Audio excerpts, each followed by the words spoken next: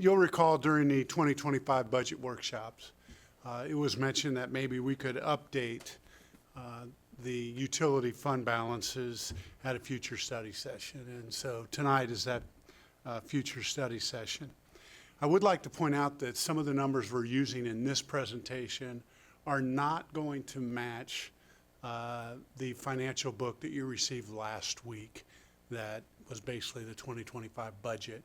I have gone ahead and updated 25 through 29 based upon the final 24 numbers. So in most cases, it makes the forecast better than what you have from that book, but I wanted to use the most up-to-date numbers that I could for this presentation.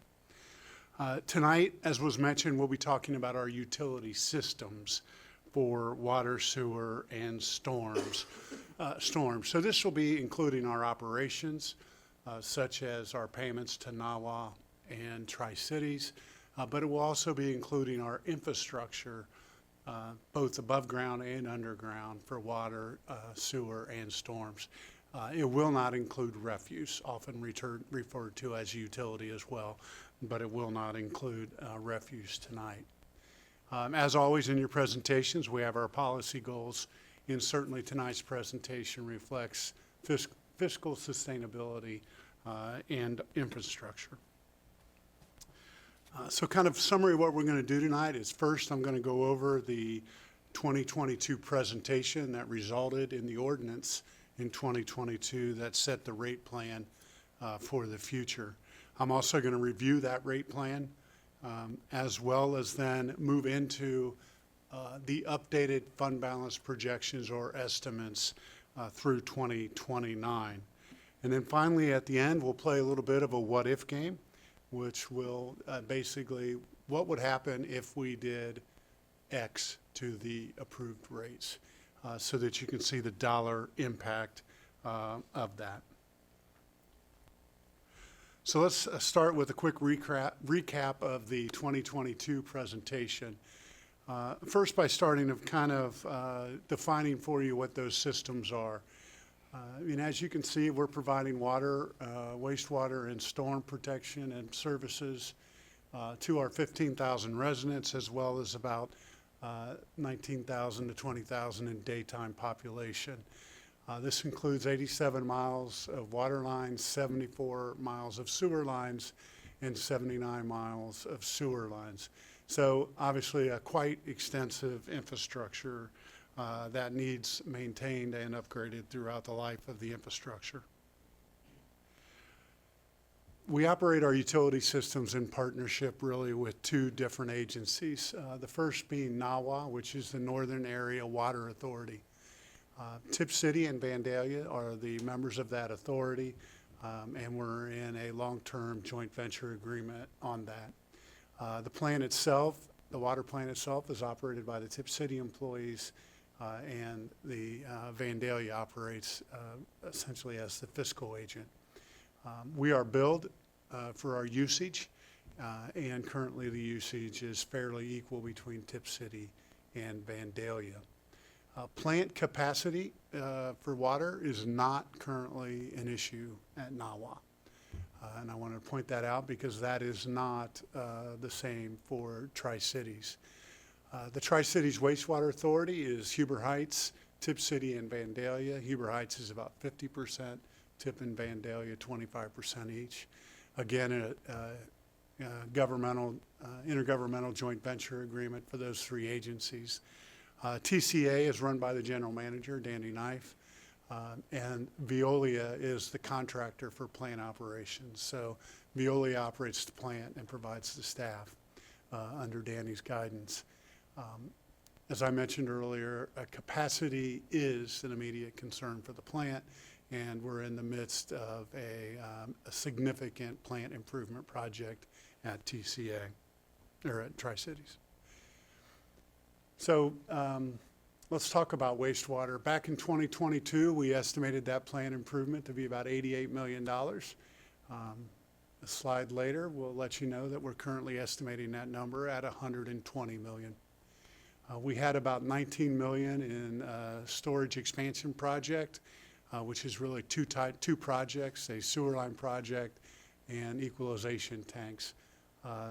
Those projects are going to come in at about $12 million apiece. Both projects are currently underway. We had numerous EPA regulations we were looking at, and of course looking at our contract with Veolia. That contract had two 1-year options. The second option expires at the end of 26, so we're certainly looking at what that renewal looks like. Again, for water, we're not under any significant plant improvement issues. And both of these operations, wastewater, water, as well as storm, are facilitated by our staff at the Public Works facility. And of course, the Public Works facility is a budgeted new project in 2025 for the city. Storm, again, just regular and routine maintenance of the above ground infrastructure and underground infrastructure for facilitating the storm services. In 2022, one of the things you looked at was what is known throughout the region as the Piqua survey. Prior to Piqua taking over, it was the Oakwood survey. So in that survey, about 65 entities participated in the survey. And in 2022, based upon a quarterly usage of about 3,000 cubic feet of water, the city of Vandalia had a cost of 190, which placed us third from the lowest in that chart. So we would be, and we are, at the very top of that chart. The chart signifies in color those that have changed rates or stayed the same. So blue bars are the same and red bars are changes. As you can see, most entities undergo a regular rate change in water and sewer. And I will update this survey for you later in the presentation. So in 2022, we looked at our wastewater rates and determined that essentially over a 23 year period, the rate actually decreased almost 9% over that time period, while inflation was almost 64%. So one could infer from that we were falling behind. As inflation goes, so does the CPI. Our water rates did increase throughout that 23-year period, about 46%, again below the inflation rate. And you can see from the orange line, it went up and down during that time period. Storm had a very consistent rate through that time period with only one increase of 30 cents in 2017. So with wastewater, back in 22, we estimated that the 2026 fund balance would be a negative $4.6 million. And that is $5.4 million below our target for those funds. Our utility funds have a target of 25% of operating expenditures. At the end of this presentation, and as you know, towards the end of 2022, you adopted a new ordinance that implemented new utility rates. With those new utility rates, the 2027 projected fund balance was $1.1 million. So certainly rectified the negative fund balance situation. So with wastewater, in 2023, you initiated a 75% increase in that rate for 2023. And then you can see the rest of the rates on the schedule, 50% in 24, 30% in 25, and then 25 in 26 and 27. And with water and sewer, after 27, the rates go up 2.25% per year. So with water, we had originally had a fund balance of $121,000 for 2026. With the implementation of the new rates, that fund balance raised to almost $1 million. So it had the desired projected impact. So with water, we, in '23, implemented a 30% increase, followed that up with a 30% increase in '24, and then 25% for '25, '26, and '27. Our storm rates had a fund balance of about $330,000, and with the adopted increase, that went to about $828,000 in 2027. So above our target line and a working capital number that we could use for capital projects. In '23, we initiated a 25% increase, and it'll be 25% per year through 2027. Then we'll have a number of years, 28 through 32 at 4%, and then it also will go to 2.25% per year thereafter under the ordinance that you adopted at the end of 2022. So with it all said and done and the projections updated in 2022, the anticipation was that from 2023 through 2027, we would have additional revenue of $30.3 million. And I'm going to update this number based upon our current projections later in the presentation. But we hit our target very closely on that revenue projection. So what was the impact to our residents? And remember, the utility bill that the residents receive each month, it is a monthly bill. It's water, sewer, storm, and refuse on that bill. But for the items of impact, the combined increase on the residential bill was about $120 a year starting in 2023. So from 2022 to 23, about $120. When you looked at it from 22 to 2027, the 5-year time period at that time, the 2027 payments for the year would be about $809 more than 2022. So obviously significant rate increases were approved at the end of 2022. So now I'd like to switch kind of from what happened in 2022, move forward to tonight. First, we'll start with the rates. And again, these are the rate increases that were approved by the ordinance in '22.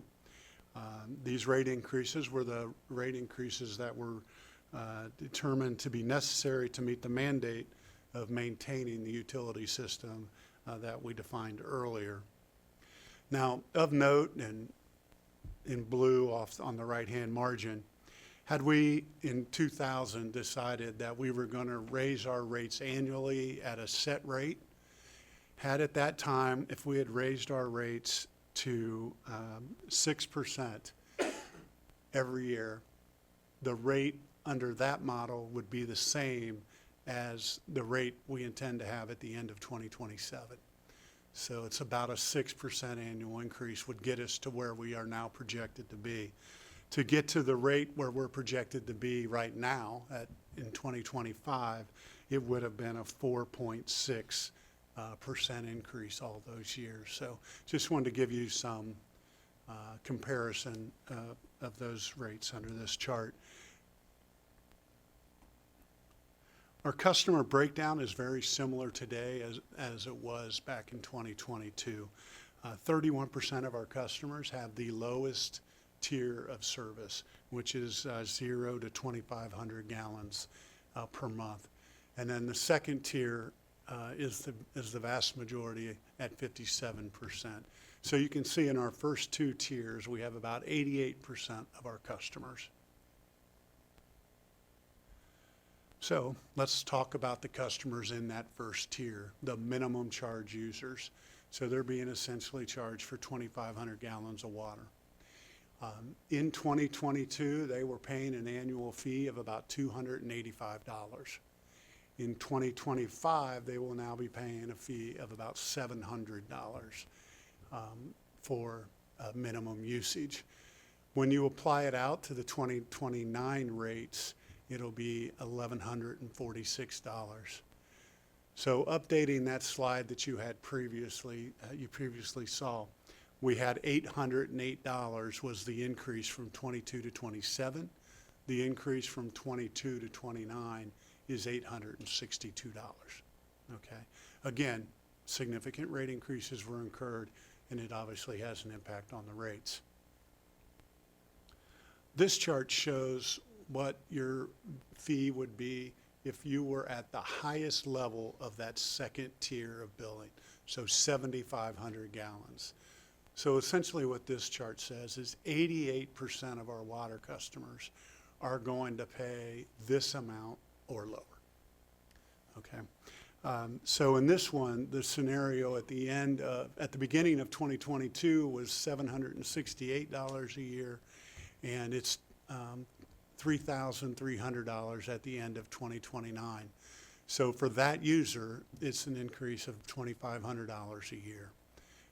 So again, those two slides encompass 88% of our customers currently based upon the breakdown. I mentioned that I would update the Pickwa survey. So this is what the Pickwa survey looks like in comparison with 23 and 24. So in 22, we had a Vandalia rate of 190. We were the third lowest water and sewer for a 3-month period in the survey.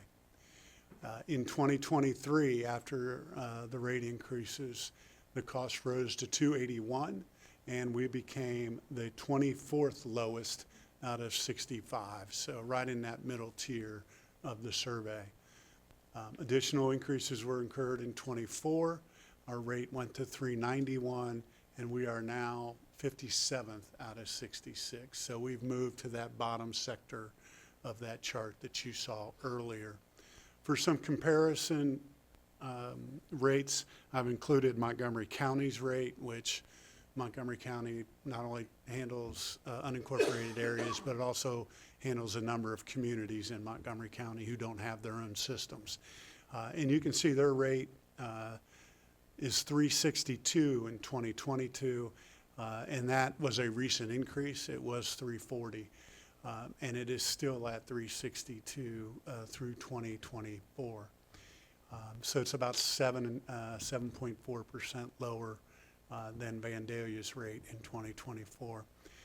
I also included Tipp City and Huber Heights because they're partners with us in NAWA and or TCA. And you can see their rates there, and they are obviously lower.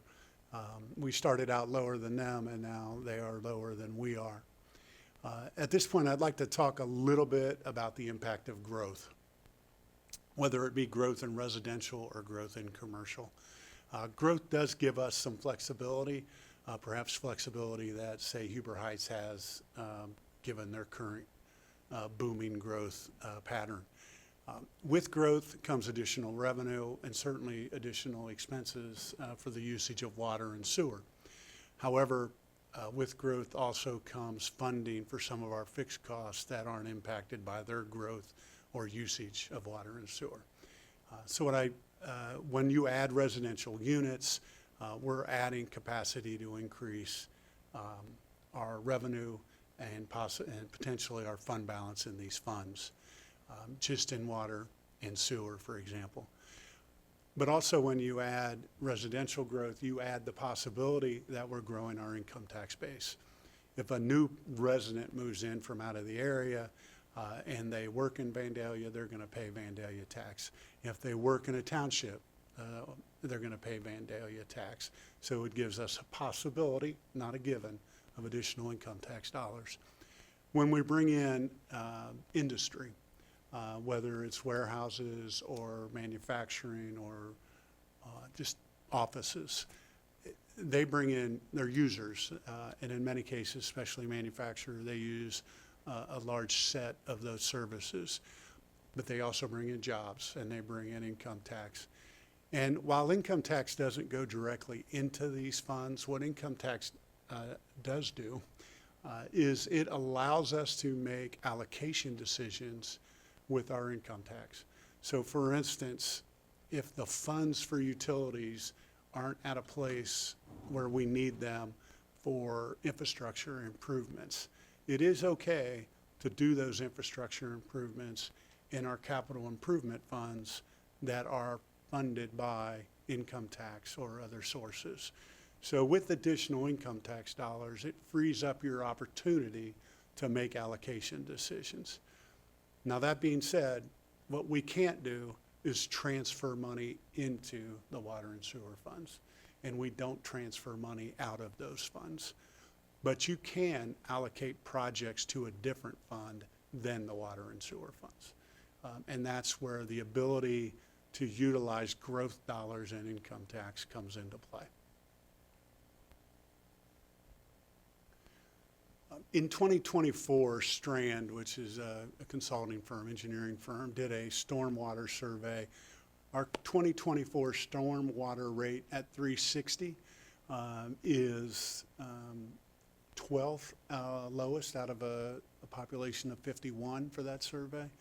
The average is 510, so we're in a good spot in that kind of one-off survey that Strand did. I don't know if they do an annual survey. Let's switch now into talking about fund balances. And I mentioned that I was going to update the 5-year revenue forecast for what we'll call the new money from these rates. Originally, we thought it would be $30.3 million. It looks like 2023 through 2027 will bring in about $30.8 million. So a slight increase, 1.8%, but it shows that our revenue numbers are tracking. So let's look at some slides. I know you can appreciate how much I like gaps in graphs, so I thought I'd show you a few gaps in graphs. And I probably shouldn't say that fast. So let's start with the water fund. The blue line on top is the 2022 forecast, and it shows that our fund balance projecting higher than we actually are projecting in the green line. Now, our green line is going up, so we are rising or raising the year-end fund balance in the water fund. The difference mainly in our projection now versus the earlier projections is we had spent less money in capital projects in the 23 through 24 timeframe than we had anticipated. And that's not to say we didn't do projects, they just may have been allocated differently. In the sewer fund, it's really just the opposite. We're actually funding more projects out of the sewer fund than we had anticipated. I'm sorry, we're funding less projects out of that. I reversed that, so I think we should go back. Our fund balance is lower in the water fund because we were doing more projects than anticipated. In the sewer fund, we're doing less projects than we anticipated. Our fund balance has risen. And you can see it's ending there at about $5.9 million at the end of 2029. Our stormwater fund, we're not doing quite as well, but this is a scale problem at this point on this graph. We've been talking about multiple millions, and now in this fund, we're talking about hundreds of thousands. So let's talk a little bit about expenses that I think we need to be aware of. I think we probably are aware of. The first is the Veolia contract at Tri-Cities.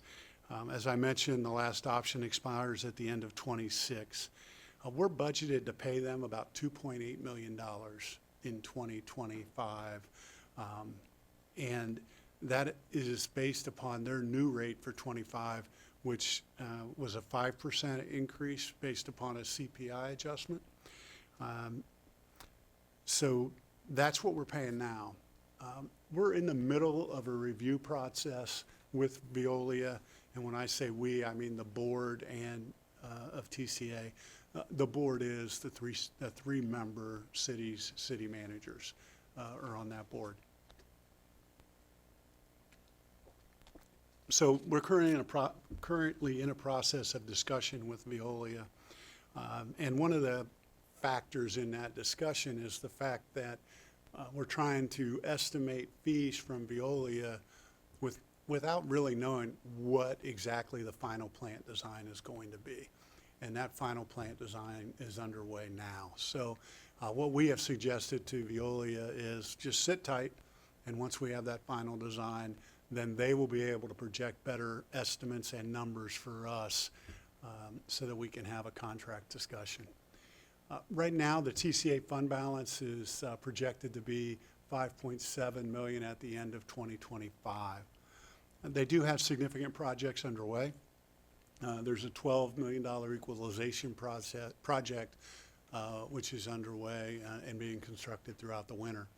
They also have a $12 million sewer line project, which is a project that's in the, I'll call it the tree clearing stage right now. The easements have been obtained, and that project will start in earnest in 2025. The plant improvement project, as I mentioned earlier, that estimated cost has risen to $120 million. We expect construction on that to start in late 2026 and last through 2029.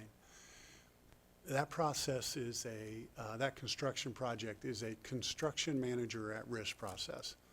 And what that process allows is that we will get a guaranteed maximum price from the contractor. We won't get that price until around mid-2026. So we won't know whether that 120 is the number until then. So I think that's a key decision element from a timing perspective.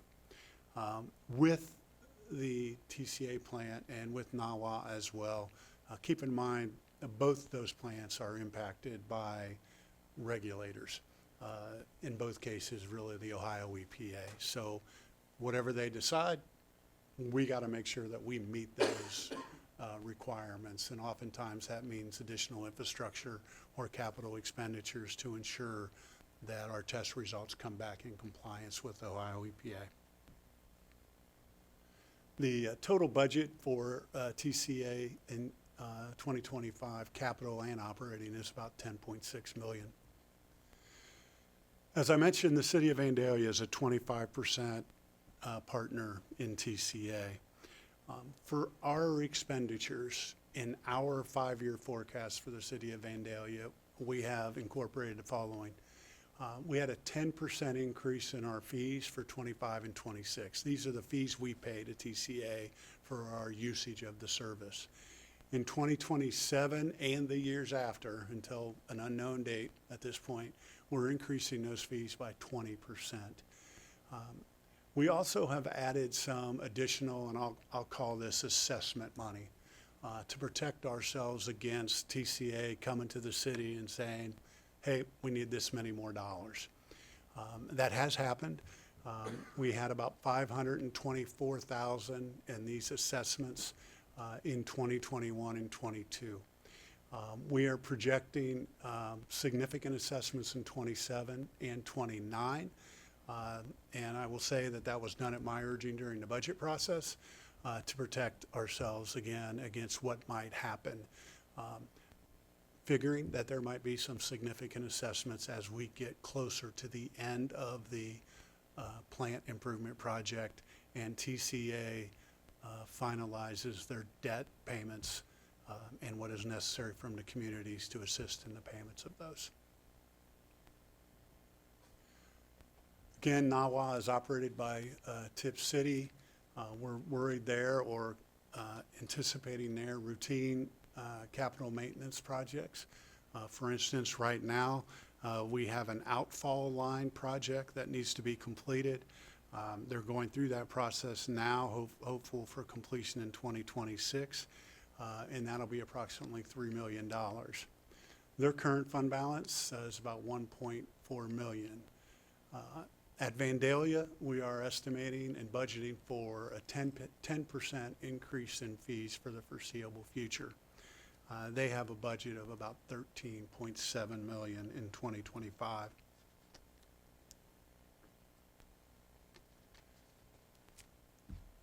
This chart shows you the payments we're making to both NAWA and TCA and what the impact of those 10% increases are.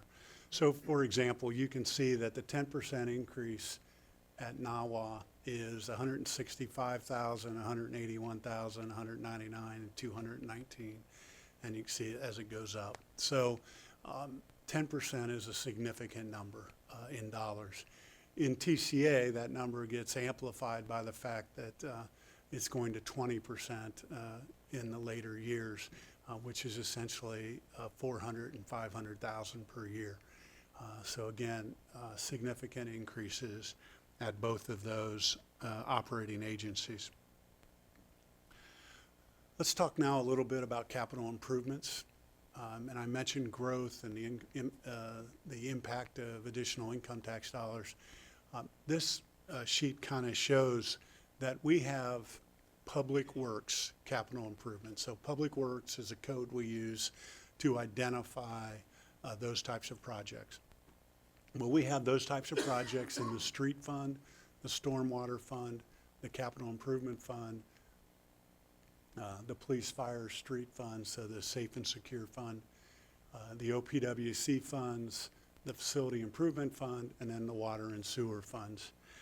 So in that first column, 2025, you will see $26 million in capital projects. So that number is high. It's high because the $20 million public works facility is included in that column. The next slide, we'll talk about that in detail. The number in 2026 is 11.4 million. That also is high. That is increased by the Ring Road project, a little over 7 million in expenditures in 2026 out of the Safe and Secure Fund. Now, a lot of that money will be reimbursed to us, so that's not our net cost, that's just the appropriation cost. All in all, I would say that the average public works capital need is going to be somewhere in the neighborhood of 5 to 6 million a year without those outliers. So this schedule is that new public works facility, and during the budget process, you approved a plan that was essentially a $20 million facility. 18 million of that would be funded by debt, and 2 million would be funded by cash. It was also indicated that if we got into 2025 and we could assign or allocate more cash to this project, we should. So we will, in 2025, look at that continuously and make assessments. We have already started the meeting process with our bond advisors to see what our course of action should be. Right now, I think that course of action will be entering into bond anticipation notes, which are essentially one-year agreements, because we want to see if interest rates on a bond issuance or a formal note issuance would go down over time. That's currently anticipated by our bond advisors. So if we do a 1 year and then next year the rates drop, we could lock in then for the project at that rate. So this chart shows that we have allocated that project 30% to the sewer fund, 30% to the storm fund, and I'm sorry, 10% to the storm fund, 30% to the water fund, and 30% to the street fund.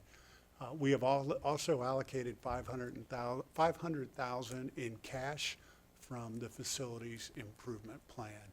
2025 shows those initial outlays, and then 26 shows the anticipated allocated debt cost or payments for those projects. So it's a $20 million project, which will raise, obviously, with the interest that is paid in the debt issuance. So at this point, I'd like to play some what-if scenarios for you. This first what-if scenario, in scenario number 1, would say, all right, council has declared we are not going to have an increase in 2026. What would be the impact of that? So as you can see in the highlighted yellow under 2026, those two numbers now are 0. What that means over 4 years, 26 through 29, is a decrease in total revenue of $10.8 million. So you can see that that has a significant 4-year impact if we were to do that, and basically decreasing water and sewer fund balances by $10.8 million. You could also say we're not going to do the 27 rate increase, but we are going to do the 26 rate increase. And when you say that, the numbers reflect that after 3 years of that, the fund balance would be reduced by $8.6 million. So Obviously, the rate adjustments that were made in 2022 were significant. The impact from changing or adjusting those rates also would be significant. It would make sense to say. So this slide shows that in I guess, a dramatic fashion when you just eliminate one of the 25% increases. To give you an idea of what some smaller cost reductions or rate reductions would bring forward, this chart looks at water, sewer, and storm, and just what the change of 5, 10, 15, 20, and 25% would be. So, for example, if you were to take the 26 rate and reduce it from 25 to 20, there would be a $475,000 reduction in fees generated for that 1 year. If in 27 you decided to make that same 5% reduction, no reduction in 26, but a 5% reduction in 27, it would have a $593,000 impact. So you might want to hang on to this chart. It just gives you, a summary breakdown of different percentages. So ultimately, or lastly, I should say, in the what if game, we decided, all right, we'll take the 26 and 27, 25% increases and change those both to 10% and show you what the impact is on fund balance. So at the top of this chart, you have the projected fund balances for up through 2029. So you can see we're anticipating the water fund being at 6.2 million, the sewer fund at 5.9. If you were to make that 10% adjustment to each of those 2 years, the fund balance for the water would come down to 904,000. So it would go from 6.2 million to 904,000, which is about 100,000 below the 25% minimum. So at that point, you don't essentially have fund balance for capital, and you don't have the necessary 25% for operating. You're close, but you're off by a little bit there. In the sewer fund, you would go from a 5.9 fund balance in 29 to $259,000, which is significantly below your 25% threshold of 1.8 million. So again, with this chart, we weren't as bold. We didn't just start at 25. We dropped down to 10, so you could see the impact, and you can see the impact right on this schedule. You don't have to flip back and forth. You see the impact on fund balances. And obviously, staff is happy to run whatever model you would like to see, and we could get that to you.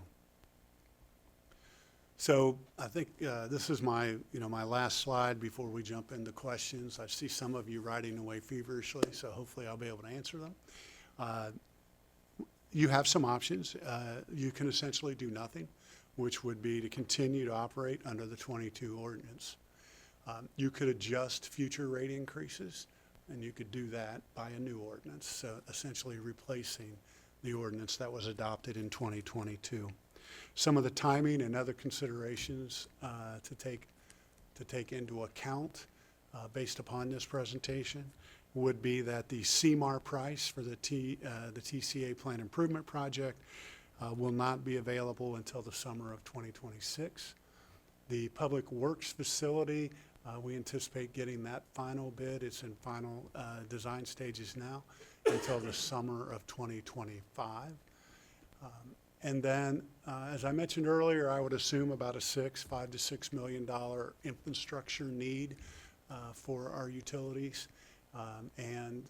Perhaps we could come back to you with a 10-year plan for that instead of the 5-year plan that we bring forward in November, October of each year. We could present a 10-year plan if that would assist in your review. With that, I appreciate your patience during that lengthy presentation, and we'd be happy to answer any questions you have. Well, thank you very much. As I mentioned before, I had the opportunity to preview this and just blown away at the amount of information that you researched. And I know there was a lot of time involved with this to gather that data, sort through that data, and then put it into some presentation that made sense. As I mentioned before, I think that this helps us greatly to do that what if, and I greatly appreciate, and I hope that we all appreciate the fact that you've given us some options based on some of these numbers. These numbers don't go away, obviously, because some of these items are very, they're not optional, I should say. We're unfunded mandates, and the TCA plant is a done deal. I mean, it has to be done. So I believe that is the biggest thing driving this. Now, how do we adjust to that? That's going to be up to council. So with that, I'll open the floor to whoever has any other questions.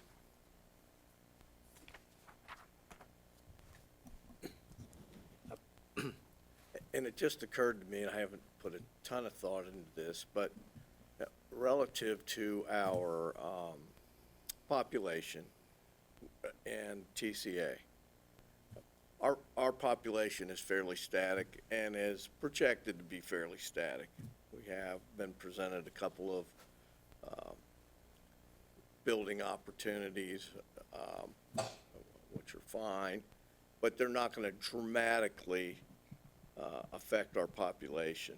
And I look to the growth with our partner in Huber Heights, and it occurs to me that when we're planning for the future in terms of TCA, and we're not only modernizing the modernization of the plant, but we are providing for more capacity.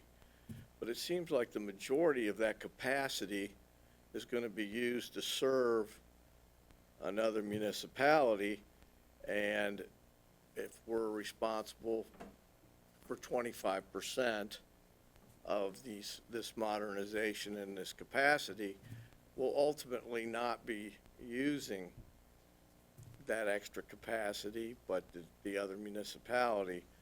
And I wondered, have we planned for that expense? Because I know yearly, you take the amount of the usage and we divvy it up, if I'm correct. I wouldn't want that concept to slip through the cracks in terms of that calculation. Yeah, that's a good point, and I'll step back to say, during the planning process for what the new plant needs to be, each community was asked to provide growth projections. And so all three communities did that, and they utilized those projection numbers to determine capacity of the new plant. Vandalia's growth is not so much in its residential areas, but you do have potential growth in the commercial sectors, whether it's warehouses or development of vacant land you have, such as Capstone. So you throw all those numbers together and you come up with a capacity need, if you will, projected capacity need. You're right in how we're billed, right? So as the plant capacity goes up and the plant usage goes up, we're billed by the service that is provided to our businesses and residents. So by gallon, for example.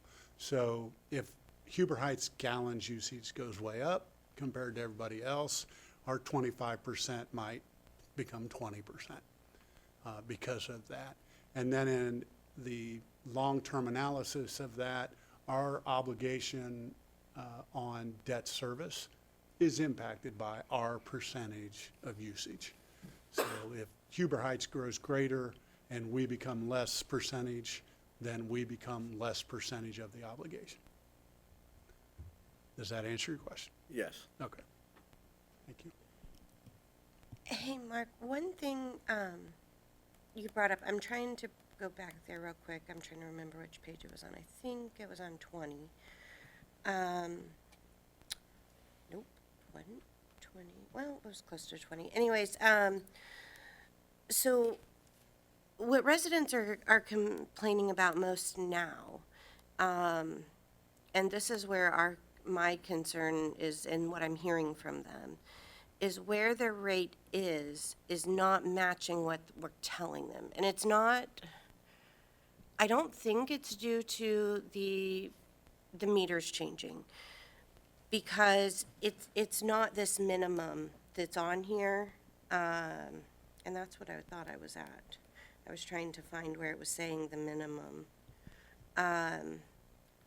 Here, 2025 minimum monthly customers' monthly minimum usage would come out to 58.33.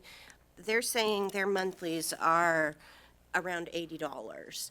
And that is for a one-person minimum usage now.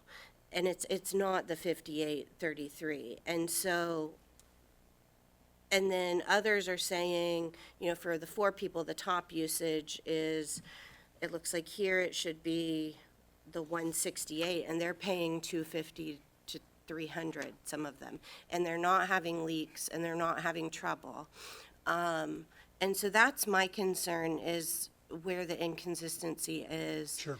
Is there, and that's a significant difference in what we're being told the charge is or should be, and where they're at already. And so there's a concern, if it's already where, over even where 26 should be, or 27, and then, do you see where the concern is? I see where you're at.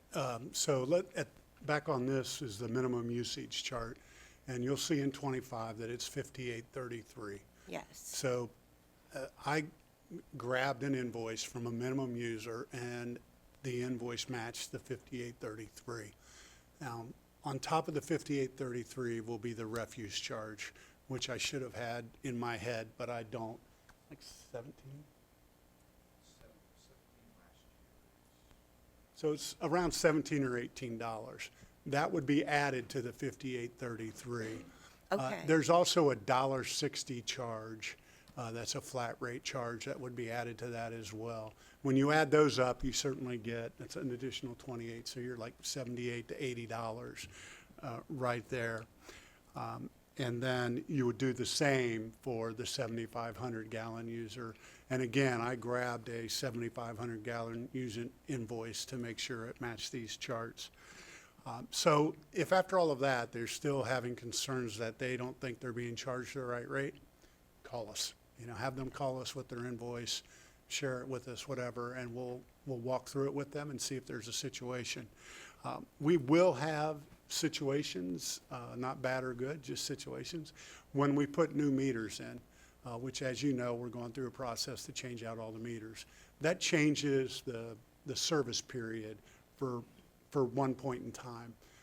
You won't get a month on the new meter and a month on the old meter. You'll get whatever it was the date we changed it. But ultimately, you'll get back to a regular monthly cycle. But for that month, you'll have a little bit difference there as well. But again, the key point is, if there is someone who thinks my usage is right, my gallons of water is consistent and right, but I'm not getting the rate to match up to this presentation or that ordinance, then they should call us so we can walk it through with them and find out where we're off.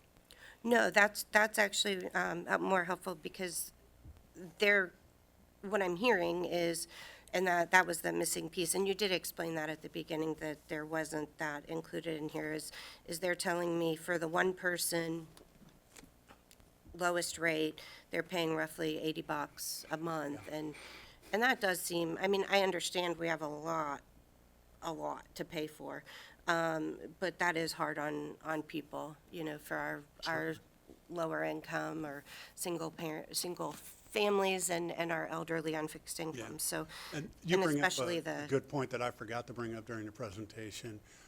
You mentioned our low income. I just want to make sure we all understand that, or it was said in this presentation, I should say that better. Lack of usage of water isn't an economic term, right? So, for example, my water bill is a minimum user water bill where I live. It's not an income issue. It's I got rid of the kids issue, right? So you may have a lot of economically able folks in the lowest category.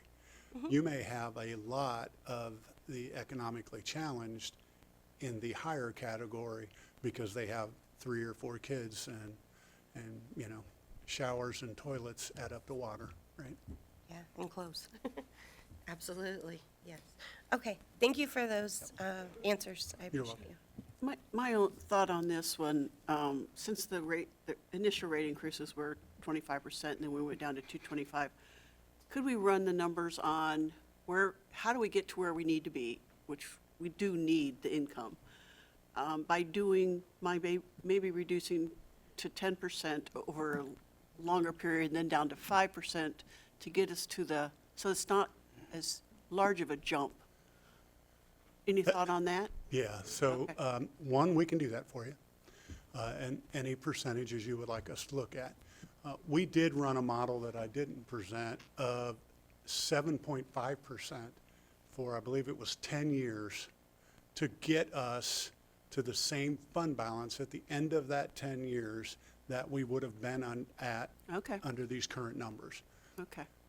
However, at the end of that 10-year at 7.5%, your monthly rate is actually quite higher than the rate using our current rates. So when you get to that point, you're adding more revenue than anticipated in that 11th, 12th, and 13th year thereafter. So it's certainly doable. There just have to be some sort of modification to make sure, you know, you're getting the fund balance number at the end of all that you want per year. Okay. But, yeah, we have developed models, and we can run any numbers that you would like. Okay, that would be in that appreciated. regard. Thank you. Yep. So, excuse me. So a couple things, and I want to start back with just a historical issue or a historical perspective. Before I was elected to council in 2019, for the better part of 2 years, I sat through study sessions like this. I sat through budget workshops, and I heard repeatedly from the then city manager and the finance director, we need to address water and sewer rates. We need to address water and sewer rates. We're not in an emergency situation yet, but we need to do something about water and sewer rates. And so, you know, I come on council in 2020 and COVID hit, and we had some other priorities that took effect that first year I was on council. And then when we hired a new city manager in 2021, council at the time made it a priority to address water and sewer rates and gave staff the marching orders of, we need to get serious about water and sewer rates, and we need to come up with a proposal. And staff did that. And council, we had several presentations. It was not an easy decision. It was not a quick decision. We postponed the decision once or twice. But I think the information that was presented to us in 2022 and the information that you have presented tonight and updated to 2025 figures tells the picture is clear to me anyway. And that is, as a city that has an aging infrastructure system and has some significant capital improvement needs at our wastewater treatment facility that we share with Huber Heights and Tip City, we had to make a very tough decision on water and utility rates, and that decision was made in 2022. And there were other options available, but the issue why the increases had to be as substantial as they were at the time was taking smaller incremental approaches was not going to get our negative fund balances in a position for us to be able to afford any capital improvement projects. And folks, I think we're up to 20 water main breaks. We're close to 20 water main breaks for the year. You know, we have sections of this city, neighborhoods in this city that have lateral water and sewer lines that are over 70 years old. And, you know, every year we need to be replacing water and sewer lines in this city. And for a long time, the approach was, well, if we get grant money, we'll replace water and sewer lines, and if we don't, we'll wait. Well, that can't continue to happen, and we've started not doing that anymore because we are never going to get enough grant money to replace all of our water and sewer lines. So we had to find a way through water and sewer utility rates to be able to afford everything that this city needs.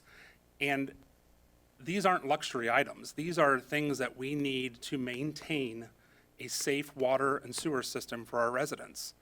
And, you know, why, you know, you look at the first slides, 10 through 12 of your presentation, when we look at, you know, for decades, our water utility rates and sewer utility rates were not increased at a substantial rate. And we're not, in my opinion, we're not increased at an appropriate rate.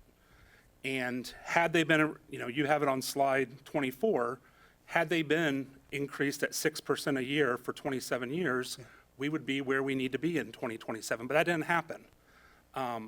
You know, in 22 years, our wastewater rate decreased almost 9%. That's insane to me, but that's what happened.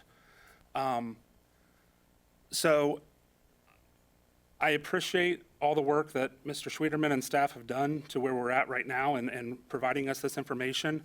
To me, there are still a lot of unknowns over the next year, year and a half. You know, to go back to one of your slides, you know, in 2022, the TCA project was estimated to be $88 million. We're already at $120 million. I just think that's not going to be the number we settle on. We're going to be higher than 120. I mean, I just have this feeling. You know, the $19 million storage expansion, we're already at $24 million for those two projects. So the price for the Veolia contract that will be negotiated in 2026 will give us a better idea of what our costs are for Veolia moving forward. You know, when the project is bid out in 2026, we'll have a better idea of where we're at on our annual costs for that. I understand that some of these increases are harder for some people in the community, but they're necessary. And I don't think it's appropriate. I mean, I'm willing to look at numbers that spread things out over another period, for a longer period of time, but I don't think it's going to get us where we need to be to keep fund balances where they need to be for us to continue to operate and provide services. And I'll use, for example, you know, why these fund balances are important. And we don't, you know, it's a 25% fund balance. It's not a substantial, you know, it's not unrealistic, I guess, is what I'm looking at. Is, you know, right when I first got on council, we had to authorize an emergency replacement. There's two things that pop into my mind. One was the Helke Road project. That project was not budgeted for. We did not expect that. And that was a substantial expenditure to the city, but it had to get done, and it had to get done now. And we were in a position at the time, because of fund balances, to be able to fund that project. The other one is out, you know, here at National and 75, when the collapse of the sewer main. Again, not planned, but that was a substantial cost that we have to have the money in those funds to be able to make those emergency repairs when they're necessary to be able to provide services like clean water and storm sewers that aren't backing up in people's homes, or wastewater systems that aren't backing up in people's homes. So I'm open to seeing other number projections, but I would be very hesitant to take any changes to what we've already established in 2025 at least, because there's too many unknowns that are still question marks that we'll have answers for in 2026 that might give us a better idea of what we need moving forward. Anything less than that, I think, would be negligent for us to go back on where we're at, and what we said was going to happen is happening. We're getting fund balances where they need to be so that we can do the projects that are necessary to keep our public utilities operating in a safe manner. So that's where I'm at right now. But thank you to Mr. Schwederman and staff for all of your work. Cindy, is there anything you want to add, or? No, I agree with Corey for 2025.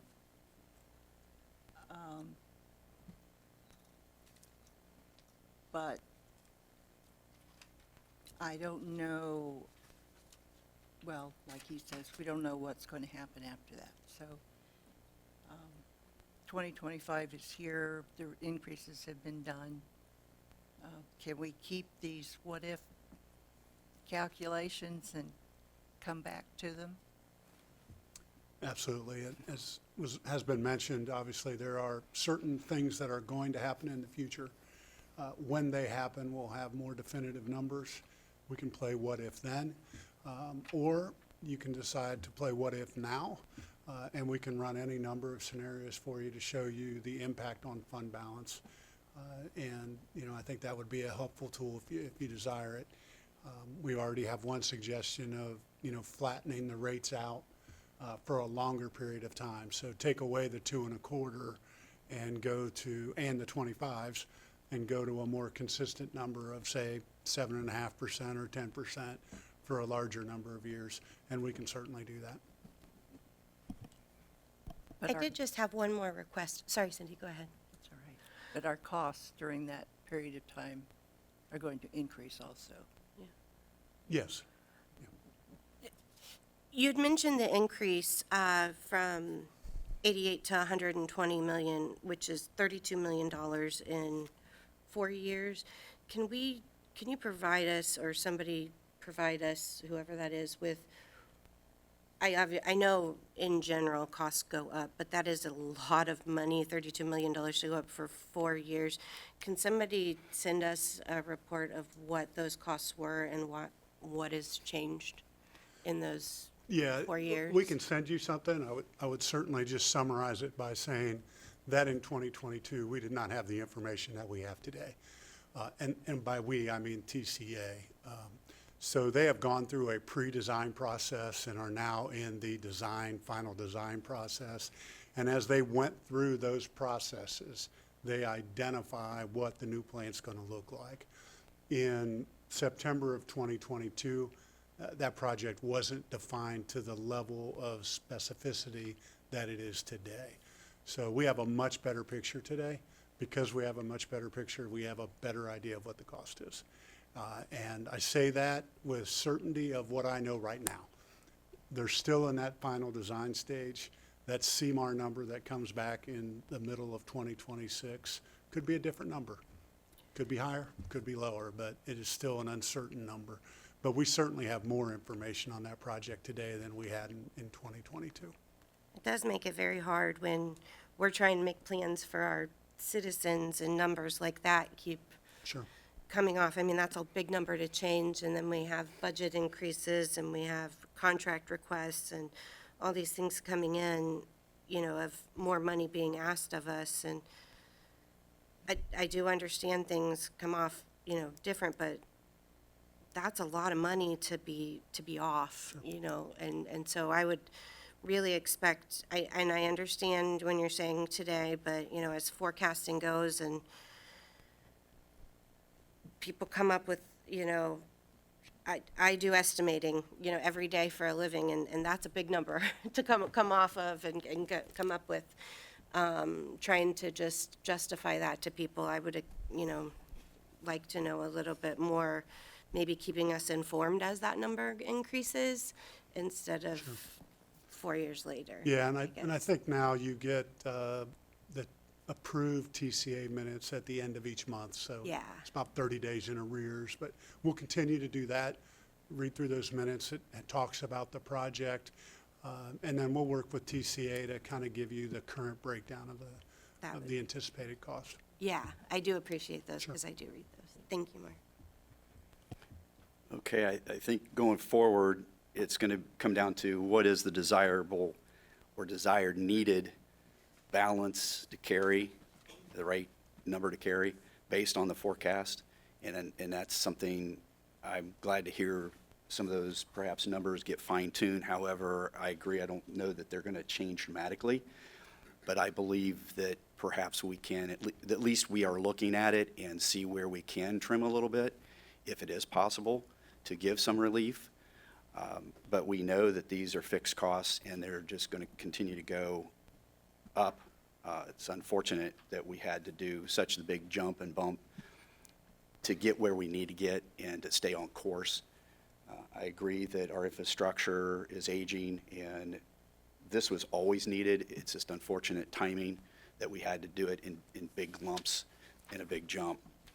So again, appreciate the presentation, very informative, and I think it's given us a lot of information that we'll have for the future here, next few weeks and months to make a decision. Thank you.